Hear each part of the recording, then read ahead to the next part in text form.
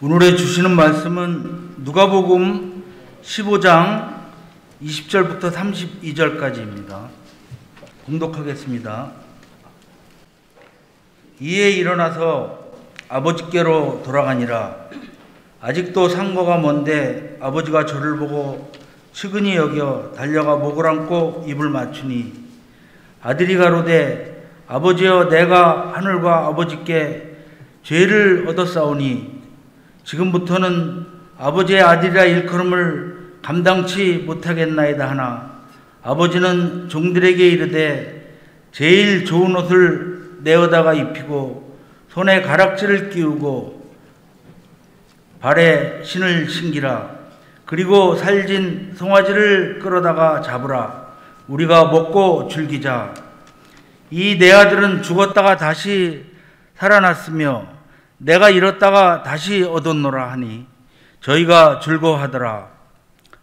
맏아들은 밭에 있다가 돌아와 집에 가까웠을 때 풍류와 춤추는 소리를 듣고 한 종을 불러 이 무슨 일인가 물은데 대답하되 당신의 동생이 돌아왔음에 당신의 아버지가 그의 건강한 몸을 다시 맞아 드리게 됨을 인하여 살진 송아지를 잡았나이다 하니 저가 노하여 들어가기를 즐겨 아니하거늘 아버지가 나와서 권한대 아버지께 대답하여 가로되 내가 여러 해 아버지를 섬겨 명을 어기며 없거늘 내게는 염소 새끼라도 주어 나와 내 버트로 즐기게 하신 일이 없더니 아버지의 살림을 창기와 함께 먹어버린 이 아들이 돌아오매 이를 위하여 살진 송아지를 잡으셨나이다.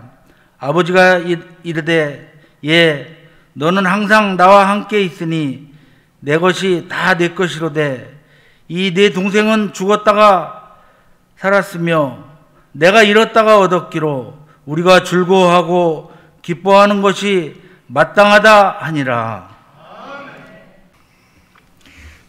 기도하시겠습니다.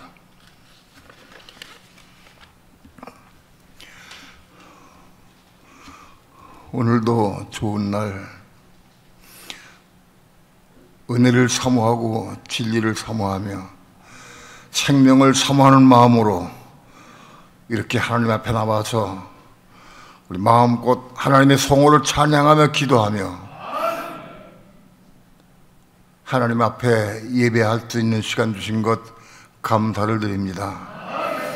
이 시간도 우리의 예배를 받으시고 하나님 하늘에서 영광 찬양 받으시옵시며 오늘도 하늘문을 활짝 여시고 생명의 빛을 비춰주시고 생수를 내려주시고 생명의 떡을 내려주셔서 온 성도가 생수를 마시고 생명의 떡을 먹고 마시는 귀한 시간 되도록 주께서 축복해 주옵소서.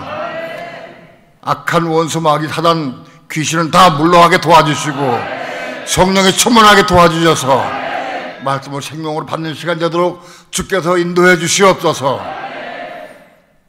이 시간도 부족한 종 붙잡아 주시고 말씀 증거할 때 주 성령님 종의 입술과 마음을 주장해 주셔서 하나님이 거룩하신 말씀을 성령님의 감동과 인도하심을 따라서만 증거하도록 성령님 주장하시고 인도해 주시옵소서. 이 시간 주께 맡기고 의지하며 예수님의 이름으로 기도합니다. 아멘. 말씀을 들으실 때는 내가 이 말씀을 내가 누구에게 전해야 되겠다 하는 마음을 가지고 내 자녀에게, 부모에게, 형제에게 전해야 되겠다 하는 마음을 가지고 들으시기 바랍니다. 제가 그렇게 말해서 하려고 그러는 게 아니라 여러분 마음 중심으로 그런 마음이 생겨야 돼. 신약 성경에는 육신이란 단어가 147번 나옵니다. 육신은 헬라어로 사르크스라고 그러는 사르크스라고 되어 있는데 그게 147번 나옵니다. 그 다음에 몸이란 단어가 신약성경에 142번 나옵니다. 몸은 헬라어 원어로 소마라고. 이걸 왜 내가 헬라어로 말하느냐 하면 헬라어로 말하면 이게 구분이 안 되고 어려워요. 그래서 원문으로 내가 말씀을 드립니다. 제가 헬라어 잘하는 것도 아닌데 아무튼 기본적인 것은 여러분도 외우시고 전할 수 있기 바랍니다. 몸이 뭐예요? 소마. 몸은 소마. 이 육신은 사르크스. 이게 147번 나오고 소마는 142번 나와요. 신약성경에. 그런데 죄송하지만 신약성경에 번역된 내용을 보면은 소마를 육신으로 번역한 데가 많이 있어요. 소마는 뭐예요? 몸인데 이걸 육신으로 번역한 게 많이 있어요.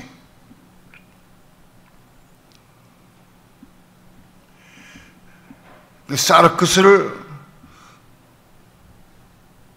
뭐예요? 합창을 해야지, 합창을. 육신인데 그걸 또 몸으로 해석한 것도 몇 군데 있어요. 그 많지는 않아도. 아무튼 성경에는 분명히 원어상에 육신은 사르크스, 몸은 소마로 분명히 기록되어 있어요. 이걸 정확히 우리가 알아야 됩니다. 그러면 육신이 무엇이냐? 육신은 우리가 입고 있는 이 육체, 우리가 가지고 있는 이 육신, 부모로부터 태어날 때, 애기로 태어날 때부터 입고 있는 이 육신, 이게 육신입니다.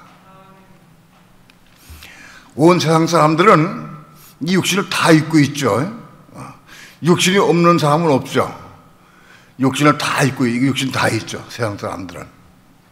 믿는 사람들도 다 물론 육신 다 입고 있죠. 육신을 가지고 태어났으니까. 그런데 몸은 다 있질 않아요. 몸은 특별히 예수 믿는 사람들 가운데에서 몸이 있는 사람들이 있어요. 몸이 생겨야 돼, 몸은.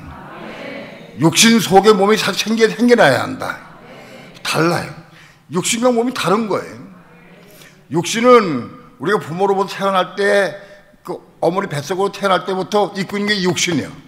혹은 육신 혹은 육체라고도 번역이 돼 있어요. 똑같은 얘기예요. 육신은 부모로부터 태어날 때 가지고 있는 육신인데 이건 다 여러분 다 입고 있어요. 불신자나 믿는 자나 다 육신은 다 가지고 있다. 근데 몸은 불신자는 없어요. 예수 안 믿는 사람 몸이 없어요. 생겨날 수가 없어요. 몸은. 믿는 사람은 몸이 다 있느냐? 그렇지 않아요. 저 말씀 잘 들어야 돼. 믿을 때 몸이 생기는 게 아니에요. 믿는 자가 어떻게 몸이 생기느냐? 이 과정 알아야 돼. 성경에 몸이 142번 나오는데 그걸 전부 살펴보니까 성경 구조를 다 내가 찾아가면서 말씀드리지 않겠습니다. 오늘은 몇 번째 말씀드린 거니까. 몸이 지금 제일 볼 때 몸이 부활합니다. 육체는 부활하지 못해. 이 육체는 호흡이 끝나고 사람이 죽으면 육체는 한 일주일, 요즘에는 3, 4일이면 벌써 썩어져요. 겨울이면 좀 오래가기고 여름에는 좀 빨리 썩어져요. 육체는 썩어져서 물대고 헛돼가지고 끝나버려요. 육신은. 이건 누구인지 믿는 사람이건 믿지 않는 사람이건 다 육체는 다 죽으면 썩어지고 물대고 헛된다. 그렇죠? 지금 수천 년 그렇게 해왔어요. 어떤 육체도 사는 사람은 없어요. 오랫동안. 이건 호흡이 끝나면, 이 생명 호흡이 끝나면 육체는 끝나는 거예요. 물대고 헛되고 흙으로 돌아가는 거예요. 흙으로. 창세기 3장에서 하나님께서 너희는 흙이니 흙으로 돌아갈지어다 하고 하나님께서 말씀했어요. 육체는 다 흙으로 돌아가는 거예요.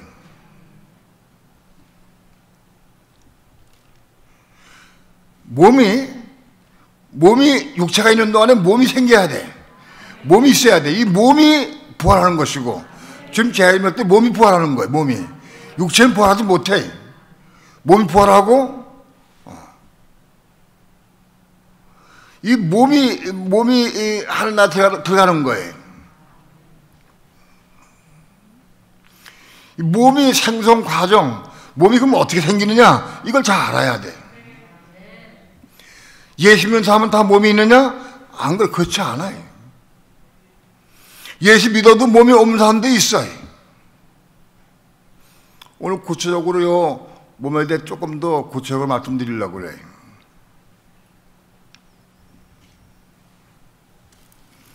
몸이 어떻게 생겨나느냐? 시작이 어떻나?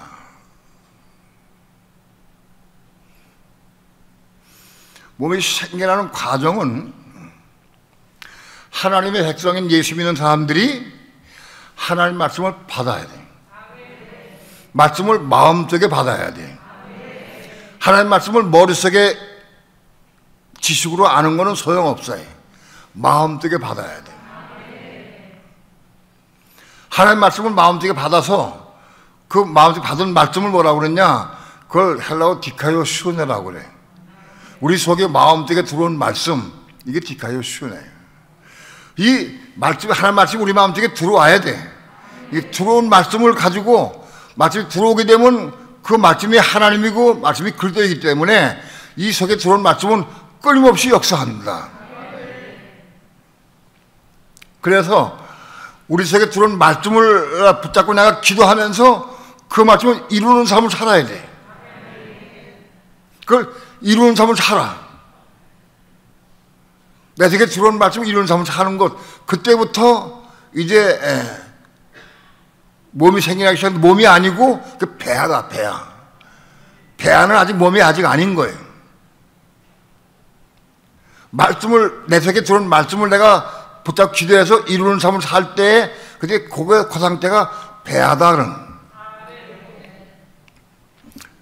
여자가 남자와 결혼해서 사랑을 나누면 여자의 몸속에 착상이 돼. 임신이 된다고. 임신된 다음에 한 12주가 되면은 그게 태아가 되는 거예요. 임신된 다음에 금방 태아가 생기는 게 아니에요. 임신된 다음에 12주가 지난 다음에 태아가 돼. 그 태아가 뭐냐? 가장 작은 사람이에요. 그 태아의 크기가 얼마나냐? 뭐 정확한 표현은 아니지만은 파달 반만 해. 여러분 상상이 돼요? 파달 반만한 그거 태아예요. 그게 가장 작은 사람이 시작된 거예요. 그게 사람이 시작되는 과정이에요. 사람이. 그 태아가 어머 뱃속에 있으면서부터 조금 자라고 성장해서 전부 자라가지고 한 5개월쯤 되면 엄마가 이제 알아. 뱃속에. 아, 내 속에 아기가 있구나. 그걸 알아. 태아가 돼가지고 파라 바만할 적에는 잘 몰라. 그런데 그 태아가 자라서 한 5, 6개월 되면은 어머 뱃속에서 그 태아가 자라가지고 발길질을 하고 막 이렇게 비비대고 했고 엄마가 느낀다고 그래. 나는 잘 모르지만은 그렇게 내가 많이 듣고 배워왔어요. 그래 안 그래요? 그렇지. 내가 모르는 말 함부로 하면 안 되지. 그 몸속에 태아가 자라서 10달 되면은 엄마 뱃속에 가득 채워지고 10달 돼서 나올 때가 되면은 세상 밖으로 나오는 거예요. 그게 사람이 태어나는 과정이야. 이해가 됩니까? 내가 맨 처음에 몸에 대해서 성령님으로부터 내가 빛을 받고 몸에 대해 내가 빛을 받은 다음에 몸에 대해 설명하려고 그러는데 지금 몸에 대해 내가 어떻게 설명합니까? 그러니까 설명할 방법이 없습니다. 내가 잘 모르니까 어떻게 설명합니까? 물었어요. 성령님께 물었어. 물었더니 몇 년 전에 인체의 신비라는 전람회를 간 적이 있어요. 우리 성도들과 함께 같이 전시회 간 적이 있는데 그 인체의 신비에 대해서 볼 때 내가 딴 걸 많이 봤지만 그 중에서 특별히 내가 뭘 봤느냐 하면 거기 인체 신비 가운데서 그 사람이 생겨나는 과정이 쭉 있더라고요. 어떻게 임신이 돼가지고 임신 첫째 주, 둘째 주, 넷째 주, 그래서 임신 몇 개 가서 10째 주, 그 쭉쭉 과정이 있더라고요. 그래서 12주 되니까 그 팔알 많은 게 있어요. 그 12주 되니까 그 12주 될 때 요때 태아가 된 거래. 그 크기가 팔알 반만 해. 내가 보기에는. 근데 기억으로는 그래. 그게 사람이요. 그 팔알 반만한 거에 그 사람인데 그것이 오당육부가 속에 다 있고 팔도 있고 다리가 있고 귀도 있고 코도 있고 다 있어. 그게 태아예요. 태아가 뭐냐? 가장 작은 사람이 태어나는 것이 태아다. 이해가 돼요? 내가 성령께 받은 거기 때문에 내가 다음에 전할 수 있는 거예요. 성경을 벗어나지 않았어 하나도.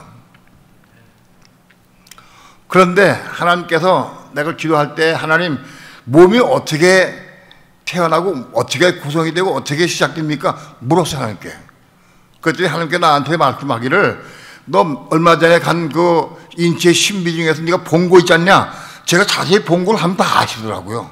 제가 지켜보면서 그 사람이 태어나는 과정을 쭉 봤는데 그 과정 중에서 10주 때에 얼마가 되고 12주 때에 얼마 크기가 얼마큼 되고 20주 때에 얼마큼 되고 그래서 그 과정의 각 주마다 그게 다 크기가 다 있어요.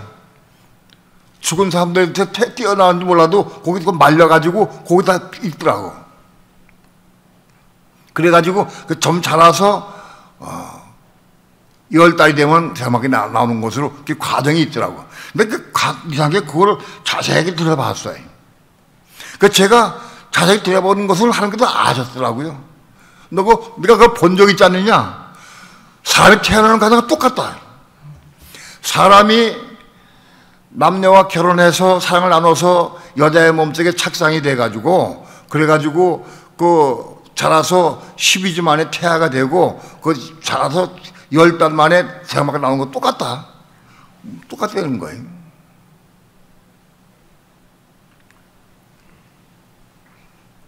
그래 내가 그거를 설교한 적이 있어요. 근데 조금 자세히 오늘 할 테니까.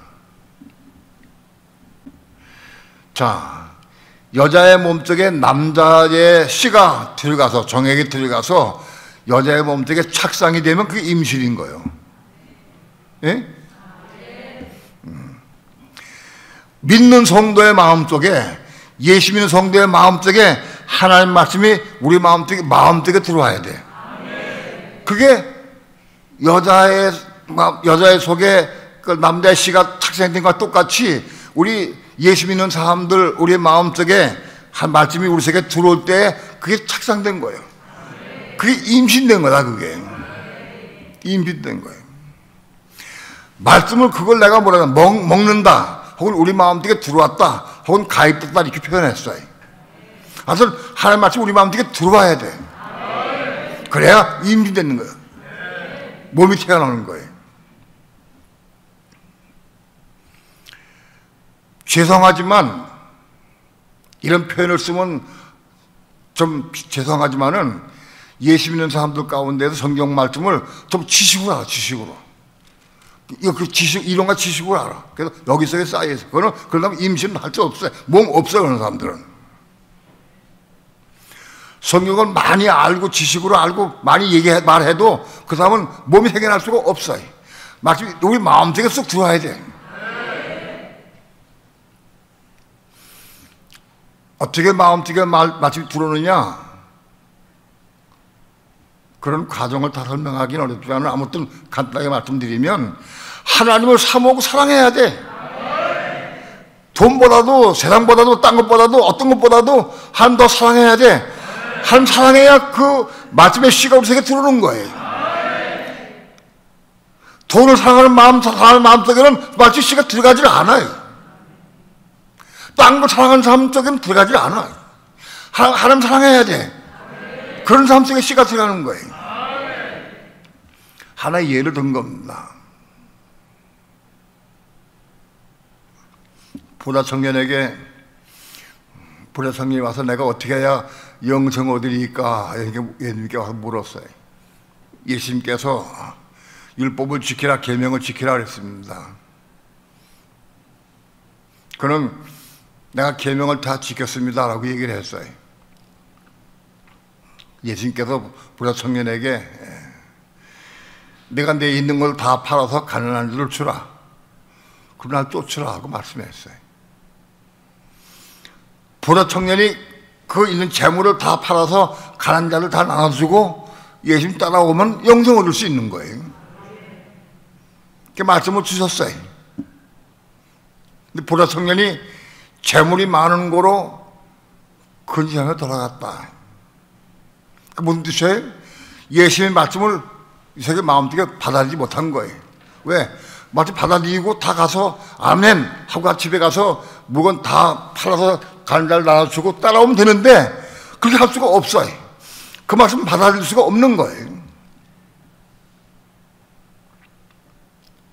부자 청년이 왜 예수님 말씀을 받을 수가 없느냐? 재물 사랑하기 때문에.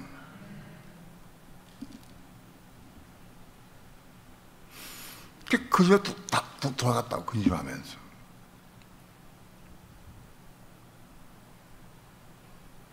여러분, 하나님을 사모고 사랑해야 돼. 무엇보다도 사랑해야 돼. 그래야 말씀 수치가 들어오는 거예요.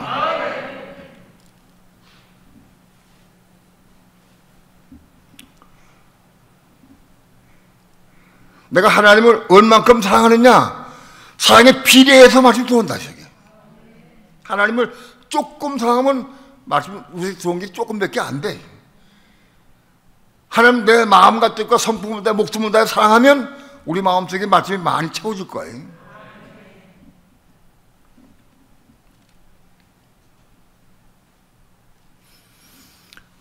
말씀 한마디 말씀 우리 마음속에 들어온 말씀이 그게 배아가 되는 거야. 배아가. 그걸 내가 지키고 이럴 때에 그거 배아가 되는 거야. 배아는 뭐냐? 아직 배아는 사람이 아니에요.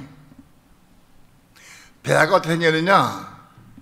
여자가 임신하게 되면은 그 여러분 그 텔레비 본 적이 있을 거예요. 올챙이 같이 동그랗게 해가지고 꼬리가 있어가지고 그 꼬리가 올챙이를 막 가는 거, 그게 배아예요. 그런 식으로 태어나 맨 처음 똑같아.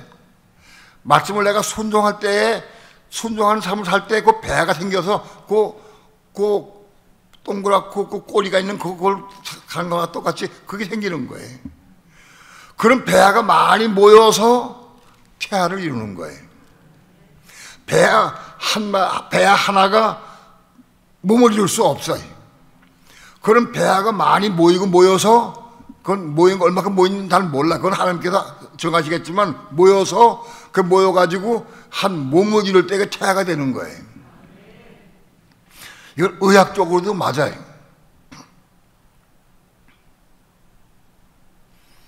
배아 하나 둘이 모여서 태아를 이룰 수가 없어요. 우리 몸을 구성하고 있는 여러 구성 요소들이 다 배아가 돼가지고 다 모여가지고 그게 모여서 한 태아를 이루는 거예요. 그 태아가 됐어요.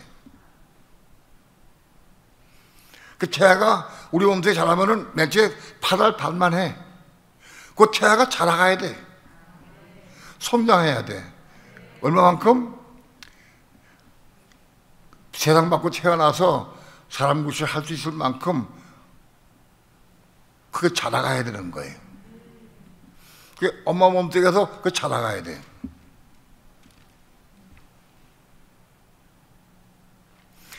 태아가 파달만한 태아가 자라는 방법이 뭐냐? 그 자라는 엄마의 양분과 수분을 섭취해서 자라는 육신은 인간은 그런데 이 태아는 어떻게 자라는 거냐? 이 태아가 생겼어요. 생겼는데 끊임없이 그걸로 끝나는 게 아니고 끊임없이 말씀 먹어야 돼. 끊임없이 말씀을 먹고 또 순종하고 말씀 먹고 순종 끊임없이 이걸 통해서 먹은 말씀을 내가 이루고 먹은 말씀을 이루고 그것이 배아가 뜨고 배아가 돼가지고 그것이 요 태아에게 또 합쳐지고 그래가지고 그게 태아가 자라는 거예요.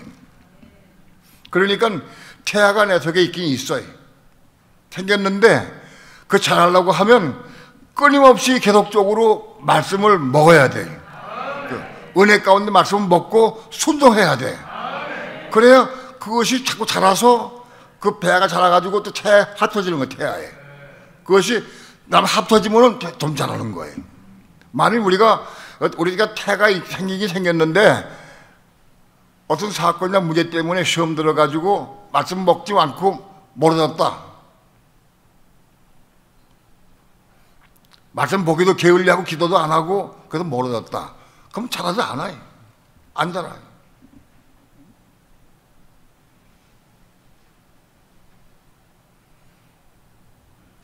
그게 금방 우리 속에 있는 태아가 금방 죽지는 않아요.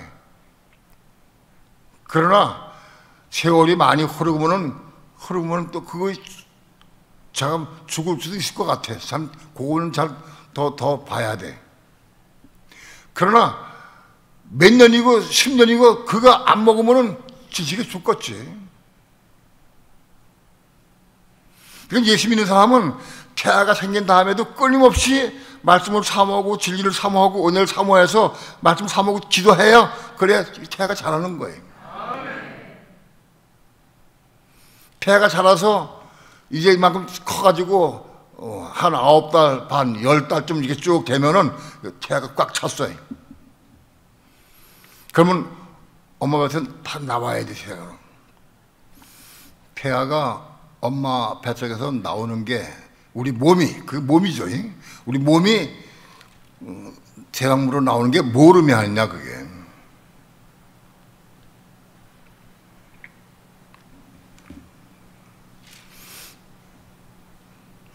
성경 한 절 보겠습니다. 로마서 8장 11절 말씀. 다 함께 합독합니다. 시작. 예수를 죽은 자 가운데서 살리신 이의 영이 너희 안에 거하시면 그리스도 예수를 죽은 자 가운데서 살리신 이가 너희 안에 거하시는 그의 영으로 말미암아 너희 죽을 몸도 살리시리라. 우리가 몸이 생기긴 생겼어요. 몸이 있긴 있는데 아직도 이게 죄로 물든 몸이고 죄에 넘어지고 실족하고 말이 그렇게 한 몸입니다. 그런데 이 몸이 생명을 받으면, 하나님의 생명을 받으면 하나님의 생명으로 이 몸이 살아갈 수 있어요. 내가 몸이 생겼다 할지라도 엄마 뱃속에 있을 때에는 수산 밖에서 뭐 일할 수가 없어요. 그냥 엄마 뱃속에 있는 거예요. 그러나 예를 들어서 이 몸에 하나님의 생명이 부어지면 이 몸으로 하나님의 생명으로 복음을 전하고 하나님의 생명으로 봉사하고 헌신하고 이 몸으로 이 하나님의 생명 안에서 이 몸으로 하나님의 의를 위해 헌신할 수 있는 거예요. 그게 세상 밖에 나온 거예요.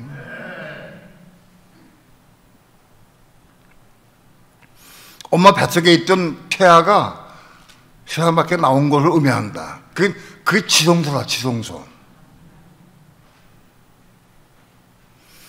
엄마 뱃속에 있으면서 태아가 제가 자라가지고 성장하는 과정은 이게 성소요. 이게 성소에 있는 거예요. 성소에 있지만은 이 성소에 있던 이 태아가 세상 밖으로 나와서 하나님의 일을 시작할 때부터 그게 지성소예요. 그게 어디냐? 세상 밖으로 나온 거예요. 바로 이 세상 밖은 가나안 땅을 의미한다. 가나안 땅엔 7족속이 가나안 7족속에 가득 차 있는 것과 마찬가지로 이 세상은 가나안 족속에 가득 차 있어요. 이 가나안 족속을 이기고 승리하고 이기려고 하면은 우리 몸 안에 그 하나님의 생명을 받아야, 그래야 그 생명으로 이 몸으로 이길 수 있는 거예요. 여기까지 이해가 됩니까? 몸이 있어야 한다, 몸이. 내가 목사인데 하나님 생명이 있어야 하나님의 생명으로 복음을 증거하고 하나님을 감당할 수 있어요. 하나님 생명 없으면은 몰래 죄의 몸, 죽을 몸 가지고 할 수밖에 없는 거예요.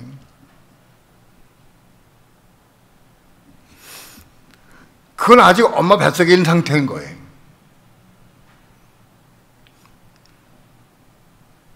이 몸에 하나님의 생명, 그리스도의 생명을 받을 때부터 세상 밖에 나와가지고 하나님을 감당할 수 있다.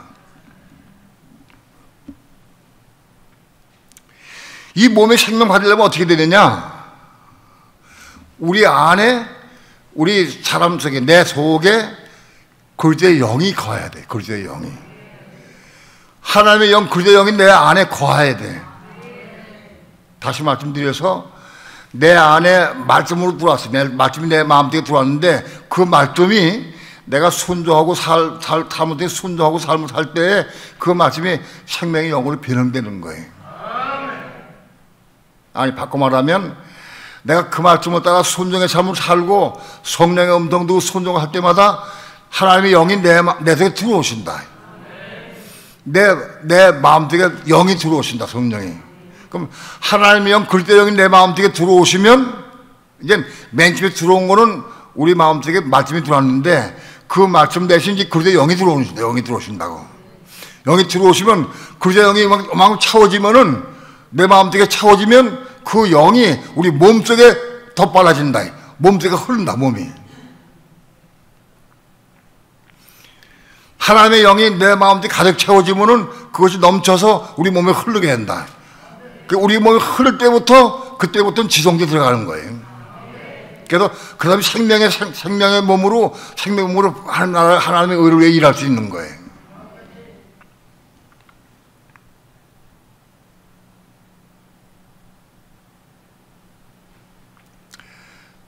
잘 모르시는 분들은 헌재 연구하지 말고 몇 번 들어보세요.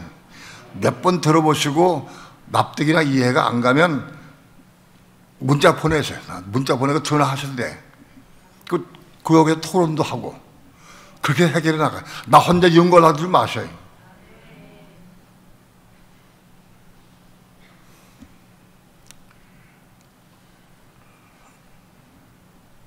이 생명의 몸, 생명의 몸 위에 생명이 발라져서 생명의 몸으로 하나님 나라와 하나님의 의를 이루고 이제 가나안 땅에서 가나안 도시를 이기고 승리할 수 있는 사람 되는 거예요.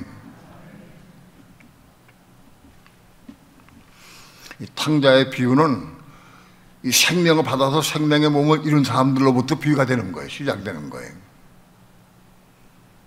하나님의 생명을 받은 사람들, 하나님의 생명 받은 사람들은 지성세의 삶을 사는 것이고 하나님의 생명으로 살고 하나님의 생명을 헌신하고 봉사하고 일할 수 있어요. 그럼에도 불구하고 아직 넘어질 수 있어요. 왜 넘어질 수 있느냐? 아직도 완전하게 혼들이 겁난 게 아니에요. 우리 몸을 구성하기는 혼들이 100개쯤 있다고 하면 나머지 한 10개, 한 20개는 아직도 겁나지 못한 부분이 아직 남아있어요. 그게 100% 완전히 다, 그 혼들이 다 건너가지고 완성된 몸은 거의 없어요. 예수님 한 분밖에는 그런 분은 거의 없다고 저는 봐요. 아직도 넘어질 수 있는 그런 과정이 있고 어려움이 있다. 이 탕자가 그래 넘어진 거예요. 아들이야. 그 아버지는 하나님을 비유하고 아들은 하나님의 자녀된 아들들을 말씀하는 거예요. 지금 두 아들이 있어요. 둘째 아들이 아버지한테 와서 내게 올 분깃을 나눠주옵소서 하고 얘기를 했어요. 자기 분깃을 나눠달라고. 아버지는 그 둘째 아들이 자기 분깃을 나눠달라고 할 때부터 벌써 넘어질 거 알았어요. 알았다고. 그래도 나눠줬어요.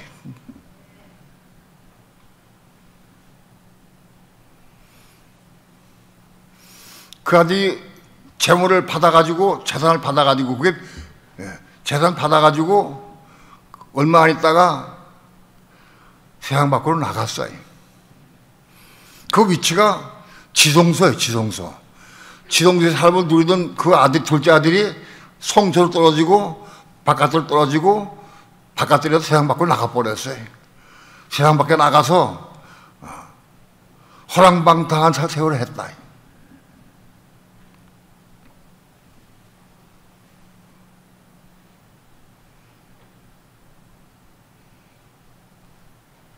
여러분, 지성소에 살고 생명 받은 사람이 그렇게 넘어질 수 있을까? 넘어질 수 있습니다. 넘어질 수 있어요. 왜? 겁나지 못한 혼들 때문에 넘을 수 있다. 그래서 허랑방탕의 삶을 살다가 돈 다 허비하고 이제 먹을 것이 없어가지고 돼지치는 하인으로 전락을 했어요. 그 돼지를 치면서 너무 배가 고프니까 돼지가 먹는 쥐염 열매로 배를 채우고자 해도 그것도 없어. 도저히 죽을 지경이라. 도저히 죽게 생겼어. 쥐염 열매에도 배를 채울 수가 없어서. 배고프고 굶겨 도저히 살 수가 없어. 그렇게 생각을 한 거야, 마음속에. 내 아버지 집에는 먹을 것이 많은 품꾼이 많이 있는데, 거기 가면 내가 살 수 있는데,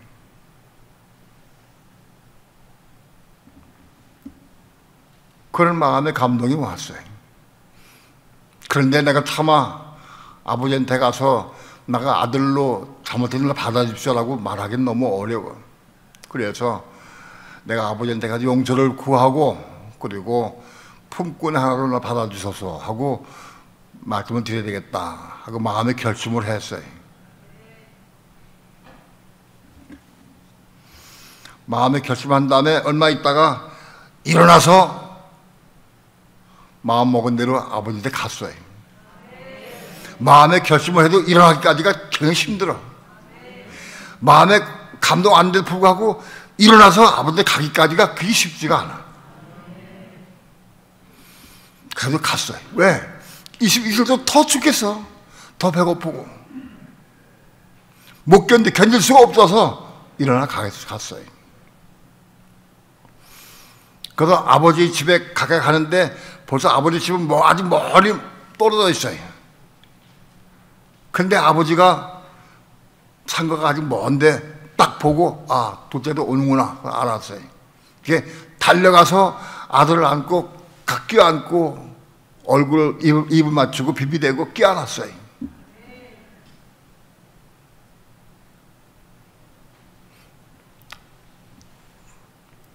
둘째 아들은 내가 집에 가면 아버지는 호통치고 야단치고 나 쫓아갈지도 모른다 하면 걱정할지도 몰라요. 그런데 아버지는 그렇지 않았어요. 선거가 먼데 벌써 아들인 줄 알고 달려나가 쫓아가서 맞았다는 건 무슨 뜻이냐? 둘째 아들 나간 날부터 아버지는 돌아오길 기다리고 계신 거예요. 날마다 기다리고 계셨어요. 아들이 올 때 쫓아나가서 맞이했어요. 아들이 아버지한테 말하기를, 아버지, 제가 잘못했습니다. 내가 아들로 여기 있기는 내가 죄송하니까 품꾼에 하나 날 써주십시오 라고 부탁을 했어요. 내 아버지는 하인들에게 가장 좋은 옷을 입히라. 가장 좋은 옷은 뭐냐? 여기 옷은 스톨입니다. 가장 좋은 옷을 입히라. 본래 그 아들이 그런 옷을 입을 수 있는 자격이 있는 거예요. 지성소에 있었기 때문에. 그런데 나갔기 때문에 나갔는데 다 돌아왔을 때 다시 그 옷을 다 준 거예요. 스톨레를 줬다. 죄인이 회개하고 돌아오면 다 스톨레를 주느냐? 그렇지 않아요. 바깥들에 있는 사람에게는 회개하고 돌아오면 히마테온 주는 거예요. 성소에 속한 사람이 실족하고 나갔다가 돌아오면 엔디말 주는 거예요. 그러나 이 아들은 벌써 지성실이 졌기 때문에 돌아왔을 때 그냥 수설레 입혀주는 거예요. 수설레를. 제일 좋은 옷을 입히고 제일 좋은 옷은 수설레입니다. 제일 좋은 옷을 입히고 그 다음에 가락지를 끼우고 그리고 신발을 신기라. 가락지를 끼우는 건 그걸 인정해 주는 거예요. 모든 사람들이 인정받는 거예요. 가락지 끼웠으니까 아들로, 아이고 저 나갔다가 자기 아버지 재산 다 망가뜨리고 온 사람들 저 사람 뭐 하고 하이드 얕볼 수도 있죠. 다른 사람들 소문 날 수도 있죠. 그러나 가락지 딱 끼우면은 그 아버지 아들로 인정받는 거예요. 신을 신다. 신발 신는 건 뭐냐? 그 모든 삶을, 생명의 삶을 사는 걸 회복되는 거예요. 그리고 살찐 소를 잡고 잔치를 했다.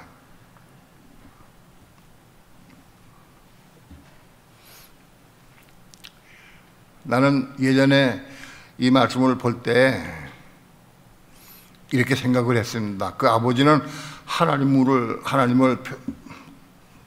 예표하는데, 하나님은 그 둘째 아들이 재산을 달라고 할 때부터 넘어질 걸 아셨을 거다. 왜 아셨는데 재물을 나눠주셨을까? 그 재물 싸가지고 먼 나라로 갈 때에 그 붙잡고, 야 너 어디 가냐, 너 여기 있어라 하고 왜 붙잡지 않으셨을까?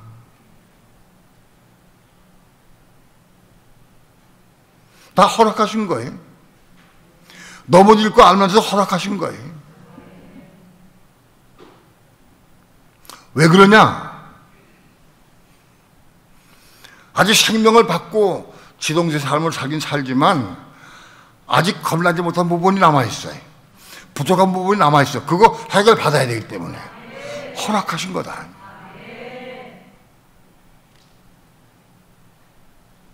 그 부족한 부분이 해결받아야 이긴 자가 되고 순교자가 되고 제사장이 되고 신부가 될 수 있는 거예요. 그게 얼마큼 해결되느냐에 따라서 달라지는 거예요. 해결받아야 하는 거예요.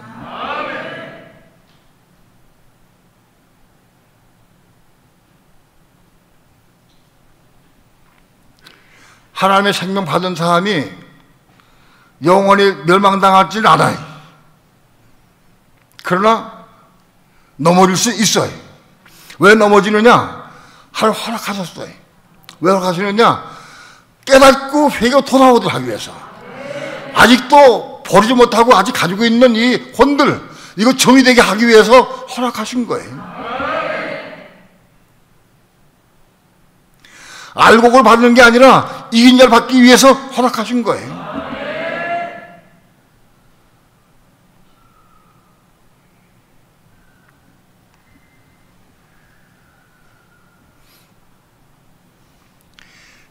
로마서 14장 4절 한번 봅시다. 다 함께 합독합니다. 시작.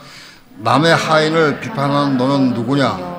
그가 서 있는 것이나 넘어지는 것이 자기 주인에게 있음에 그가 세움을 받으니 이는 그를 세우시는 권능이 주께 있음이니라. 하인으로 믿는 사람들 하인으로 표현했는데, 어떤 성도, 믿는 성도가 넘어지거나 실족하게 되면은 그 주인은 하나님의 그리스도입니다. 믿는 성도의 주인은 그리스도다. 누구나 다 그리스도입니다.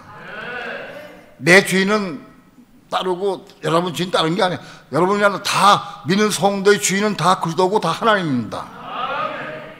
하나님 주인이셔.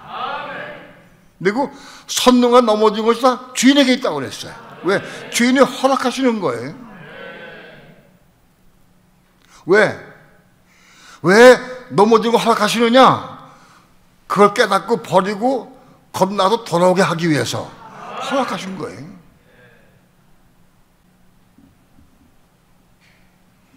많은 경우 넘어지는 사람을 보면서 우리는 판단하고 정죄합니다. 아유, 저 사람 욕심기, 저 사람은 게으름쟁이야, 저 사람은 못됐어, 저 사람은 직장에도 소용없는 사람이야, 저 사람은 아주 우리는 엄청 판단 정죄하고 있어 지금. 그럼 누굴 정죄가 판단하는 거냐? 그 주인을 판단하는 거예요. 그의 주인을 판단. 왜? 그 허락한 게 주인이기 때문에.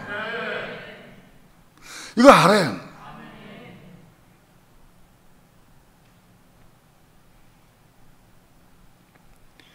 민성도끼리 정말 너무나 많은 경우에 판단하고 정죄가 엄청 많아요.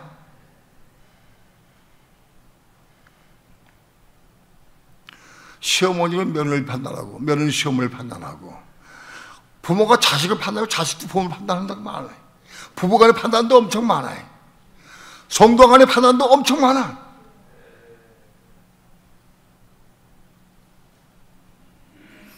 예수 믿는 사람들, 성도는 전부 다 낮냐 크냐 다 그 주인은 그 하나님이다.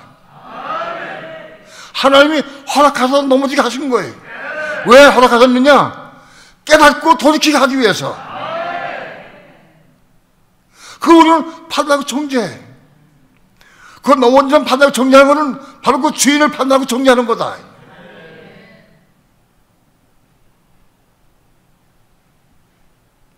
이 시간 이후로 성도를 가정에서 식구들이나 성도에게 판단 정죄에 끊어지길 바랍니다. 아주 끝내야 됩니다. 그 판단하는 게 하나님을 판단하는 거야. 하나님을.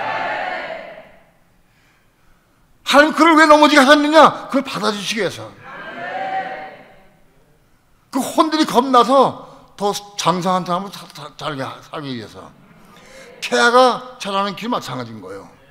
태아가 자라는 길도 넘어지고 실족하면서 다시 회복하는 거예요.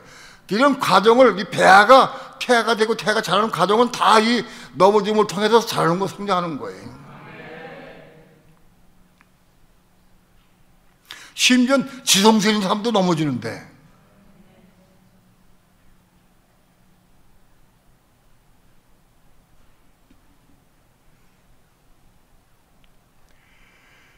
무수하게 우리는 비방하고 판단하고 정죄합니다.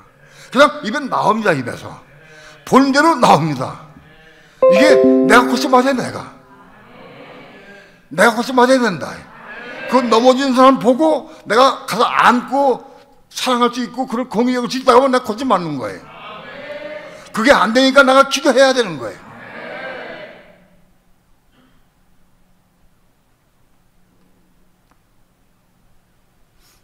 넘어지는 사람은 넘어짐을 통해 깨닫는 거예요. 넘어짐을 통해 깨닫고 돌이키고 해서 회개하고 돌아올 수 있는 거예요. 그러나 넘어지는 사람 보는 사람 마찬가지인 거예요. 넘어지는 사람 보는 사람도 마찬가지. 그 사람을 판단하고 정죄하면 안 되는 거예요. 그게 보면 판단하고 정죄가 나와. 근데 그걸 기도해야 돼. 하나님, 내가 저를 판단하고 정죄하고 미워하는데 내가 이거 고침받고 기도해야 한다고. 그럼 그 사람 때문에 난 넘어지지 않고도 그 사람 때문에 내가 내 보는 눈이 바꿔지게 되고 생이 바꿔지게 돼가지고 고침받으면 얼마나 귀하냐고. 그 사람은 나를 위해 헌신하고 희생한 거예요.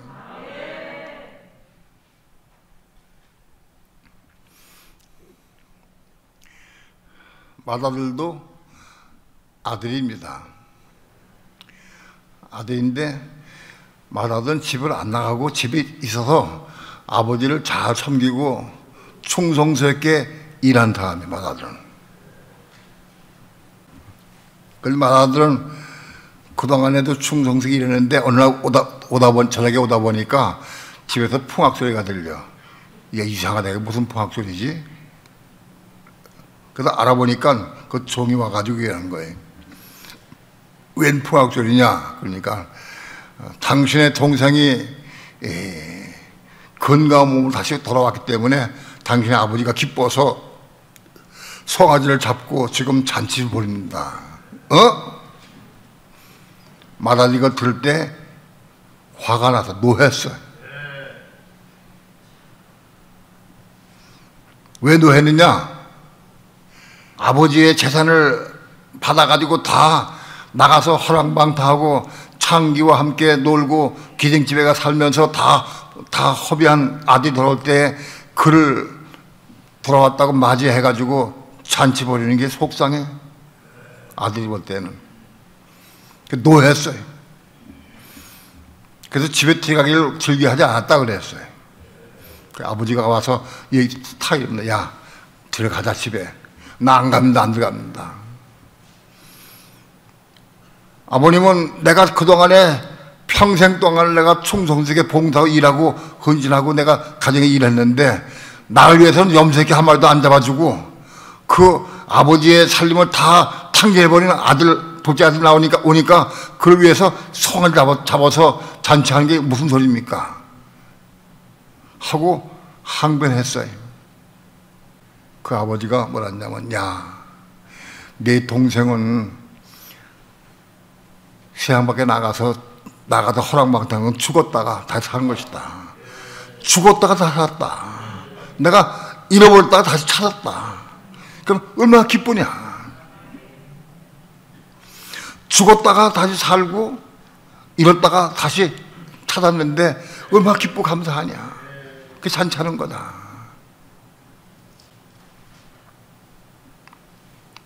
형이 만일 올바른 형이라고 하면 아버지와 같이 집 나간 동생을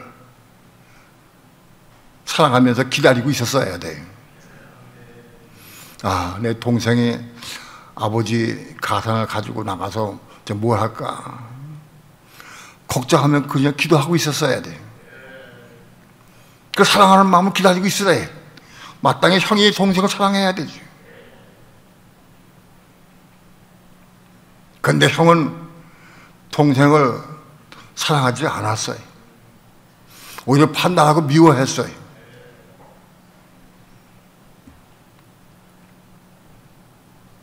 아버지는 알고 분깃을 나눠줬는데 달라고 할 때부터 아버지 알았어요. 나눠줬는데 가서 허랑방 타고 다 허비하고 왔어요. 근데 형은 재물에 관심이 있어. 아까워 그것이. 아버지 가사를 다 탕제하고 돌아온 녀석, 이 나쁜 녀석. 막 이런 마음이 있어.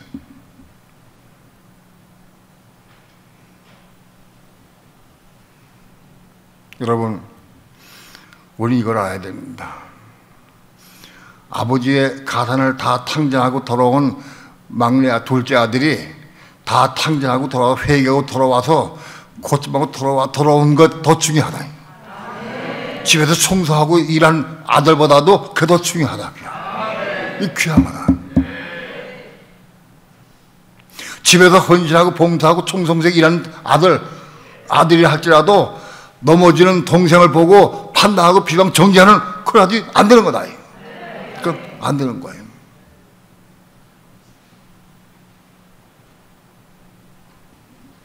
우리는 이걸 봐야 돼.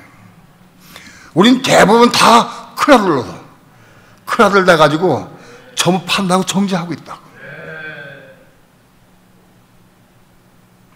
오히려 자기 속에 동생을 사랑하는 마음이 없고 귀하게 여기는 마음이 없는 걸 알아야 되고,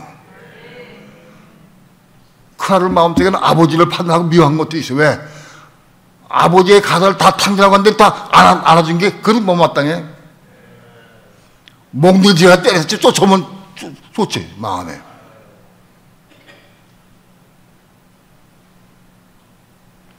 가난 탕진하고 돌아온 아들을 받아들이고 잔치하는 건 말이 안 되지. 야단치고 몽둥이를 쫓아가지고 때려서 쫓아보내야지. 그거 받아들였어? 그런 마음 가지고 있는 거예요. 여러분, 다른 사람 판단하고 정리하는 사람은 다 똑같다. 큰아들이야, 큰아들. 그 마음이 아주 안 되는 거예요.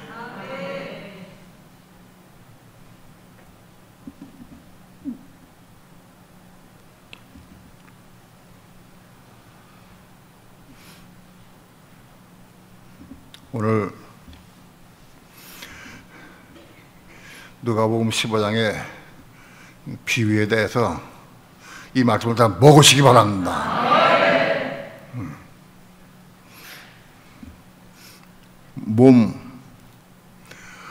몸이 구원받는 거예요. 여러분, 몸이 구원받고 몸이 부활하고 몸이 휴거되어 올라가는 거예요.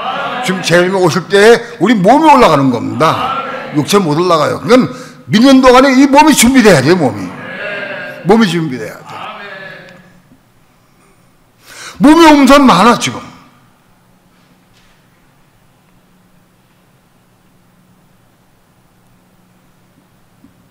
몸은 아직 있긴 있는데 아직 팔할 만한 몸이 있을 줄 몰라. 몸은 있긴 있는데 한 5개월, 6개월쯤 된 몸이 있을 줄 몰라요. 몸이 아직 있긴 있는데 한 9개월, 8개월, 9개월쯤 됐어. 아직 세상밖에 못 나왔어요. 몸이 완성된 건 뭐냐? 세상밖에 나와서 생명 받아가지고 그 생명으로 하나님이 감당하고 하나님의 일을 하고 하나님의 의를 이룰 수 있는 게 그게 완성된 몸인 거예요. 그 몸도 완성됐다 할지라도 또 넘어올 가능성이 있어요. 그래도 어떤 그 생명 받아가지고 일할 수 있어야 돼. 몸이 있어요, 몸이. 몸이 부활하고 몸이 구원받는 거예요. 예수 믿으면 천국 간다. 그건 거짓말이야. 몸이 없는데 무슨 제가 천국이에요. 몸이 천국 가는 거예요, 몸이. 육체는 천국 못 가는 거예요.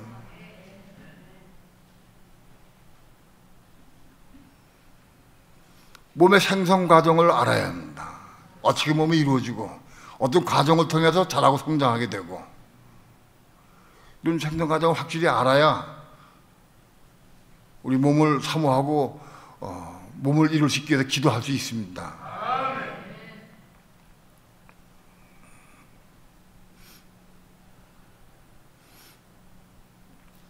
우리 교회는 이 생명의 몸, 생명을 받아서 이 생명의 몸으로 복음을 증거하고 이 하나님의 나라와 하나님의 의를 위해서 헌신하고 생명의 복음을 증거하고 이걸 위해서 일어서야 됩니다. 시작해야 됩니다.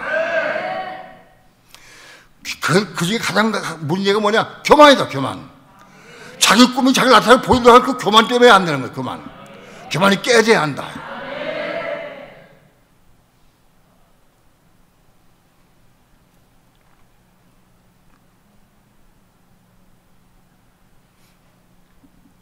지동서에 있는 사람들이 가장 어려운 게 뭐냐? 세 가지가 있습니다. 육신의 정욕과 안목의 정욕과 이생의 자랑. 이 세 가지가 문제입니다.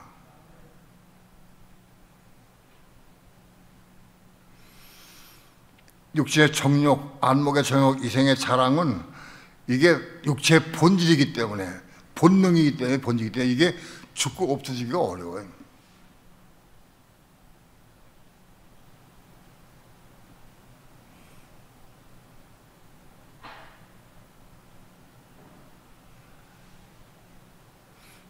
아마도 뜨거운 불같은 성령의 은혜가 깊이 들어가야 그 부분이 겁날지 몰라도 이 부분은 대단히 어렵습니다. 죽을 때까지 이 부분이 우리에게 시험거리입니다.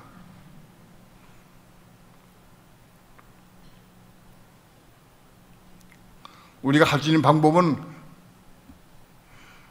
말씀에 기록된 대로 육적 몸을 벗는 겁니다. 육체 요구사항이 올 때마다 벗어버리는 거예요. 벗어버린다. 보디발의 아내가 요셉에게 다가와서 동침하자 하고 유혹할 때 요셉이 말 안 들으니까 옷을 붙잡고 늘었어. 옷을 붙잡고 요셉이 그 옷을 벗어버렸다. 옷을 벗어버리고 도망 나왔어요. 요셉이 옷을 벗어버리고 도망 나간 것 때문에 요셉이 감옥에 가게 됐어요. 보디발의 아내가 자기가 요셉을 유혹했다가 안 되니까 오히려 뒤집어 씌웠어요. 뒤집어 씌웠어요. 저 요셉이 나를 미혹해서 나를 유혹했는데 그 내가 막 반항을 하다가 안 돼가지고 내가 옷을 땡겨가지고 옷을 벗겼다. 이 옷이 그 증거다 하고 거꾸로 얘기를 했어요. 보디발이 감옥에 집어넣었어요. 요셉은 한마디도 변명하지 않았어요. 나는 죄가 없습니다. 난 그런 일 없습니다. 나는 내 옷 벗긴 거 그게 아닙니다. 하고 변명하지 않았어요. 왜 변명하지 않았을까? 제가 한마디 변명하면 보디발 아내가 죽어. 사람 죽여, 잘못하면. 변명 안 했어. 감옥에 들어갔어, 그냥. 그 감옥 생활 통해서 요셉이 국무총리 되는 길이 얻은 거예요. 국무총리 되는 길이 바로 그 길이었어요.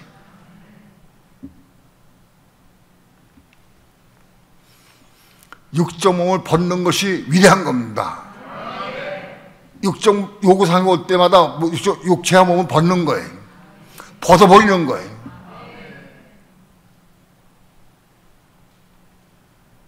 다음에 혼적 몸은 심는 겁니다. 사단은, 마귀는 끊임없이 우리에게 어떤 생각을 통해서, 어떤 것 감동을 통해서 우리를 미혹합니다. 넘어지게. 생각을 집어넣어, 생각을 집어넣어. 근데 생각을 받아들여가지고, 그 자꾸 받아가지고 행동해.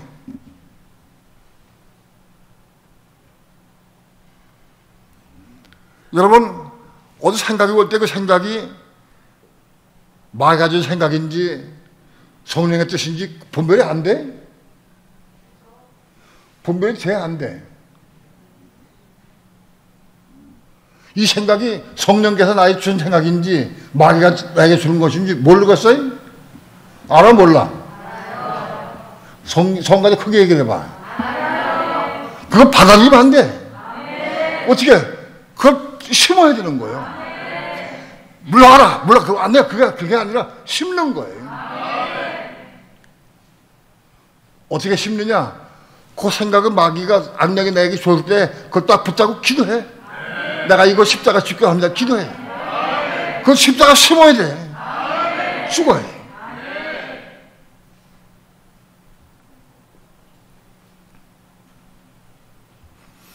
악한 생각, 어떤 생각들이 생각을 통해 내 몸 가지고 넘어지게 하려고 할 때 그 생각을 기도하면서 심어야 한다. 내가 이걸 십자가 죽게 합니다. 심어라.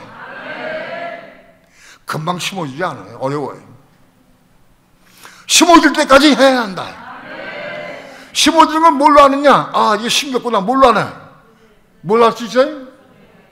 예? 그럼 기도할 때 은혜가 씌워지면은 그건 심어진 거예요. 아직 은혜가 없으면 아직 심어진 게 아니에요.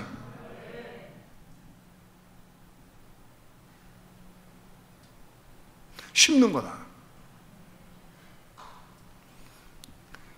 육적 몸은 벗어버리고 혼적 몸은 심는 거다.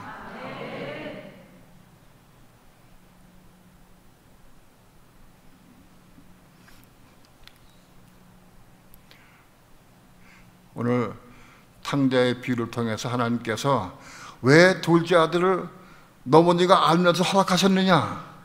그를 나머지 부분을 깨닫고 회개가 돌이켜서 거듭나게 하기도 허락하신 거예요. 그 아버지가 허락해서 보냈는데 큰 아들은 아버지를 원망하고 둘째 아들을 미워하고 있어. 판단해.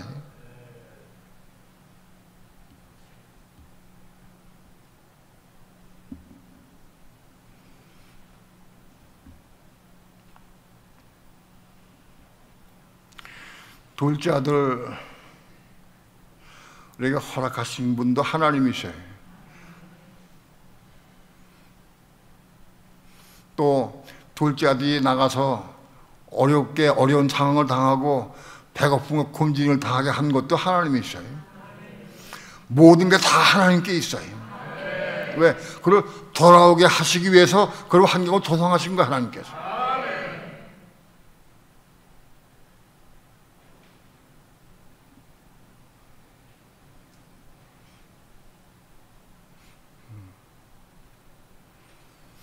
모든 것이 하나님께 있습니다. 우린 지성소의 삶이 무엇인지, 탕자의 비유가 무엇인지 이 시간을 통해서 확실히 알고 이 말씀을 먹고 마셔서 말씀들을 이루시길 축원합니다. 기도합니다.